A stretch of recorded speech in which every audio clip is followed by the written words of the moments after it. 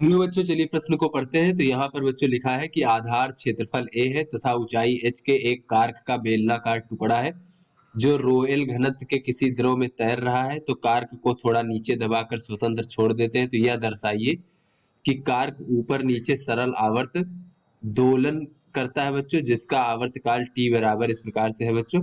तो यहाँ रो कार्क का घनत्व है और द्रव की सांद्रता के कारण अवमंदन को नगण्य मानिए। तो चलिए बच्चों, इस प्रश्न की मूल अवधारणा को हम देख लेते हैं। तो बच्चों, कोई वस्तु अगर अपनी साम्यावस्था से है बच्चों, साम्यावस्था से अगर उसको थोड़ा सा विस्थापित कर दें x, तो उस पर अगर लगने वाला बल बच्चों इस प्रकार से F बराबर माइनस के एक्स हो बच्चों, जहां पर k क्या है, बल नियतांक है। तो ऐसी स्थिति में बच्चों वो हमारा सरल आवर्त गति करने लगेगा वस्तु बच्चों अपने माध्य स्थिति के इधर उधर। तो माइनस चिन्ह यह प्रदर्शित करता है बच्चों कि ये जो लगने वाला बल है वो विस्थापन की दिशा के विपरीत दिशा में है। तो यहाँ पर बच्चों जो इसके दोलन की कोणीय आवृत्ति ओमेगा हो जाएगा, ये हो जाएगा वर्गमूल बल नियतांक के भागे बच्चों उस कण का या उस वस्तु का द्रव्यमान m। और बच्चों इसके जो सरल आवर्त गति है उसका आवर्त काल कितना हो जाएगा बच्चों, तो आवर्त काल t बराबर हो जाएगा बच्चों कि एक आवर्त की गति करने में बच्चों जो कोणीय विस्थापन 2 पाई होगा भागे कोणीय जो यहाँ पर बच्चों आवृत्ति है ओमेगा रेडियन पर सेकंड। तो इस प्रकार से ये हमारा आवर्त काल हो जाएगा। तो चलिए बच्चों अपने प्रश्न को हल करते हैं। तो यहाँ पर कहा जा रहा है कि इस प्रकार से बच्चों ये हमारा कोई रोयल घनत्व का द्रव है बच्चों इस प्रकार से, और इसमें जो है बच्चों इस प्रकार से कोई हमारा बेलनाकार बच्चों कार किस प्रकार से डूब रहा है बच्चों, इसमें तैर रहा है बच्चों, इस प्रकार से देख लेते हैं। तो बच्चों एक स्थिति ऐसी है कि ये साम्यावस्था में है बच्चों इस प्रकार से। तो यहाँ पर साम्य अवस्था में कब होगा बच्चों, जब इस पर लगने वाला नीचे की ओर जो गुरुत्वाकर्षण बल है बच्चों, गुरुत्वाकर्षण बल बच्चों इस प्रकार से नीचे की ओर लग रहा होगा कार्क के टुकड़े पर। और बच्चों ऊपर की ओर जो है जल के द्वारा उत्प्लावन बल लग रहा होगा बच्चों। तो बच्चों जब दोनों बल इस प्रकार से आपस में संतुलित होंगे तब ये साम्य अवस्था में होगा इस प्रकार से। और यहाँ पर बच्चों उत्प्लावन बल कितना लगता है बच्चों, तो उत्प्लावन बल उतना लगता है जितना इस बेलनाकार कार्क के टुकड़े द्वारा इस द्रव को जितना हटाया गया है, तो उस द्रव के भार के बराबर इस पर उत्प्लावन बल लग रहा होगा बच्चों। तो यहाँ पर बच्चों अगर इसको हम साम्य अवस्था से थोड़ा नीचे मान लीजिए x दूरी जो है दबा करके, यानी x विस्थापन नीचे अगर हम करा दें इस प्रकार से बच्चों, तो क्या होगा बच्चों, यहाँ पर ये अधिक द्रव को हटा देगा थोड़ा, और अधिक द्रव हटाने से बच्चों यहाँ पर अधिक उत्प्लावन बल लगेगा। और अधिक उत्प्लावन बल लगेगा लेकिन तो बच्चों गुरुत्वाकर्षण बल तो उतना ही लगेगा क्योंकि इसका द्रव्यमान तो उतना है कार्क का। तो यहाँ पर बच्चों मान लीजिए ये हमारा साम्यावस्था से x दूरी नीचे इस तरीके से विस्थापित किया गया है बच्चों। तो ऐसे बच्चों क्या होगा, यहाँ पर अधिक उत्प्लावन बल लगने के कारण बच्चों हम जब नीचे की ओर विस्थापित कर रहे हैं तो इसके ऊपर की ओर बच्चों एक प्रत्यानयन बल लगेगा, या फिर कह लें अतिरिक्त जो उत्प्लावन बल है उसके कारण ये पुनः अपनी साम्यावस्था में जाने का प्रयास करेगा। किंतु बच्चों साम्यावस्था पहुंचते पहुंचते ये इसके कुछ चाल हो गई होगी बच्चों, तो इस चाल के कारण ये साम्यावस्था से ऊपर निकल जाएगा। तो अब जो है उत्प्लावन बल कम लग रहा है, गुरुत्वाकर्षण बल अधिक लग रहा है।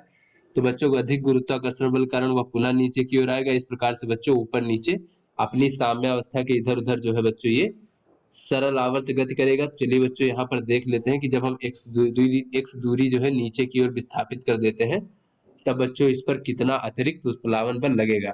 तो बच्चों जो ये अतिरिक्त द्रव को हटा रहा है बच्चों, इस अतिरिक्त द्रव के भार के बराबर जो है यहाँ पर उत्प्लावन बल लगेगा। तो यहाँ पर बच्चों हम देख लेते हैं कि ये जो प्रत्यानयन बल है यानी कि जो इसकी साम्यावस्था में लाने का प्रयास कर रहा है, तो ये प्रत्यानयन बल F बराबर हो जाएगा बच्चों अतिरिक्त जो द्रव हटाया गया है उसके भार।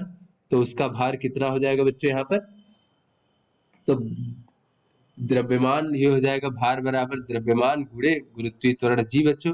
तो इसका द्रव्यमान कितना हो जाएगा द्रव का, तो ये हो जाएगा द्रव्यमान बराबर होता है बच्चों,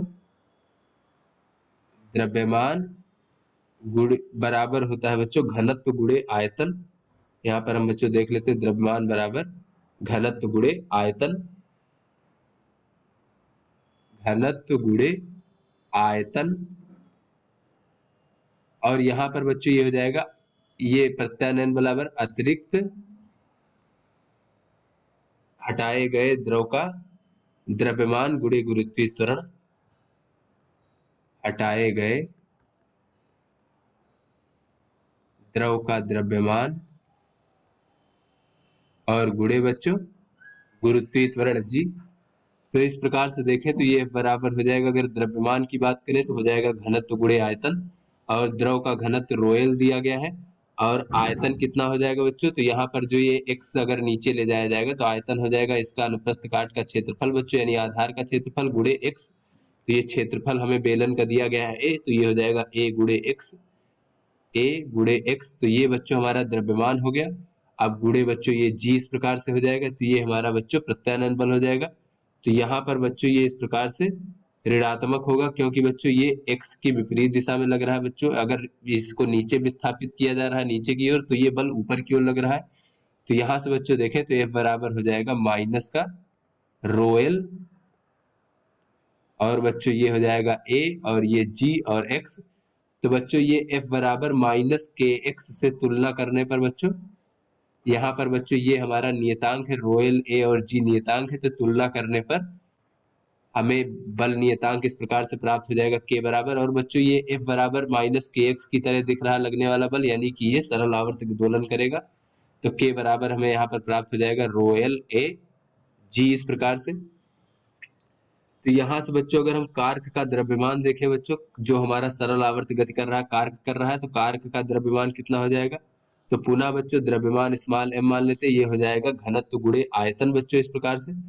तो यहाँ पर कार्क का घनत्व दिया गया है रो, और आयतन कितना हो जाएगा बच्चों, तो आयतन हो जाएगा आधार का क्षेत्रफल गुणे ऊंचाई, तो ऊंचाई h दिया गया है। तो इस प्रकार से इसकी कोणीय आवृत्ति दोलन की देख लेंगे तो ये ओमेगा बराबर हो जाएगा वर्गमूल k भागे m।